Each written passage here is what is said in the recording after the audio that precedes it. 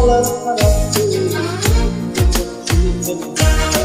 hammaning ichida bo'lardi vaqtincha omadi kelganda yonida kim qolar qarab ko'r yigitga yo'qchilik kelganda besamar bir nazar boqilmas kamchilik ham yopilmas yonida do'stlar ham topilmas yigitga yo'qchilik kelganda